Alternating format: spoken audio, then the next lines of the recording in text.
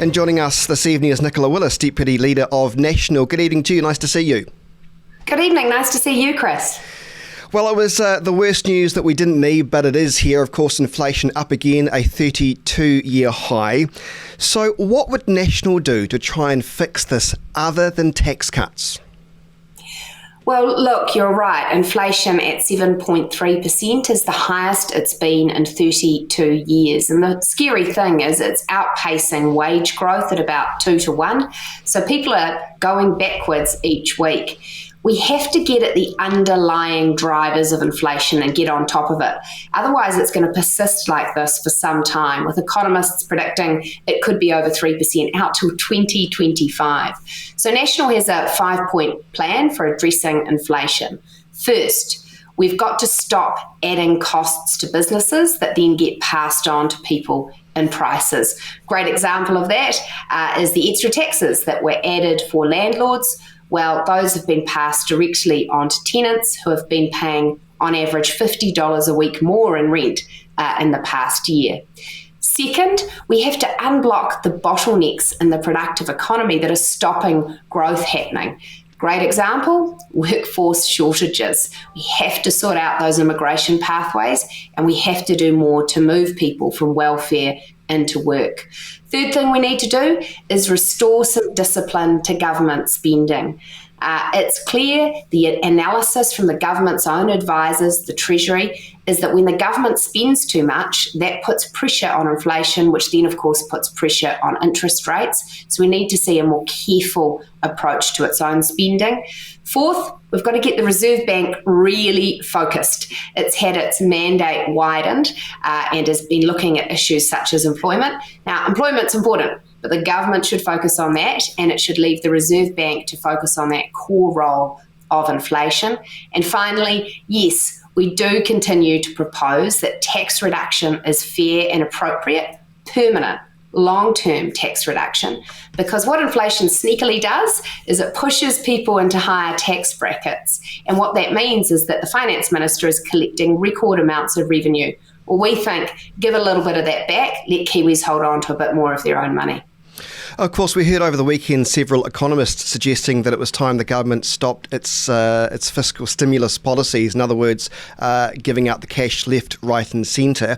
Is there anything or any examples then, Nicola, that you can give me that you would think, okay, that was unnecessary or the government didn't need to do that, and if it didn't do that, it would actually help inflation? Yeah, well, a case in point is the $3 billion price tag that's been put on Three Waters reform. We don't see community support for that reform, and what you're seeing is an increasingly, I think, flagrant use of taxpayers' funds to almost bribe councils into accepting this change, with money being handed out left, right and centre as the government tries to get support for reforms that people simply don't want. So we wouldn't do that.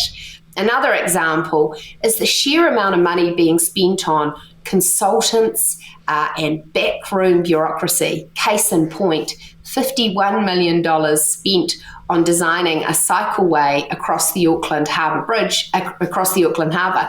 No one wanted that, so that $51 million wasted.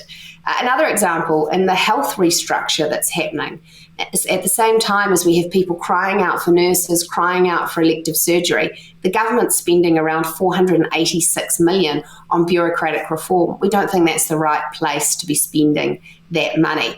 And when I look across the public service, what we're seeing is thousands of people being hired into the back office, so PR roles, communications roles, advisor roles, and we'd much rather see that money going to the front line, and it's an example of where the waste creeps in. I wouldn't have thought to renaming every CDHP across New Zealand different names during a health crisis is probably the best use of money, which is obviously confusing the public as well. But anyway, I want to get to the next question regarding the mandates. And there were obviously, there were mass protests up and down New Zealand over the weekend, including several hundred even here in Christchurch. One of the things, now regardless of what you think of the protesters, and they're not all well liked, I get that, I take that, but some would suggest they had a point when they were suggesting we should end the mandates in the public health sector because we have a health crisis now. What do you say? What's your position, or what's National's position on this? Well, we think the mandates had a place at a point in time, but we think things have changed now and that there is a strong case for dropping them. However, we do think some careful controls should be in place. We think those who are not vaccinated, who wish to return to work, should be required to take a test each day before they do their shift to ensure that they don't have COVID and aren't at risk of passing that on. And that's simply a matter of patient safety. But I don't need to tell you or your viewers how bad those workforce shortages are across the health system now. We're down 4,000 nurses. That's creating real risk for patients. We need to get people into the health system, and if we can get some of those nurses back who chose not to get vaccinated, that'll probably keep more people well than it will ever put at risk. Nicola, I'm going to be quite honest here. I can't think of a time in our history where I've seen so many unhappy public service sector people. And I don't know how much the COVID-19 pandemic is to blame. I don't know how much the vaccine issues are to blame. But, you know, when I drive around in Christchurch, there are multiple fire stations closed saying, respect us. You've got nurses who put out that report just last week saying we're in crisis. The government's not listening. I can't think of a time in our history where people have been so unhappy, where it feels like a lot of people feel disenfranchised by their current situation. Look, I hear you, Chris. When I travel around the country, and we've just had a parliamentary recess, so I've been everywhere from Warkworth through to Ashburton. And look, what people are saying to me is that they're worried about the future of the country. We've come through this pandemic. We're still in it. We've had all the restrictions associated with it. Now we've got the economy really turning sour. People are finding themselves slipping backwards financially, and they're worried about the future with rising interest rates and the economy seeming not to grow anymore. And then you see this pressure across the public sector. You're right, whether it's firefighters, whether it's nurses, they're finding it really challenging. And I guess I see a couple of things there.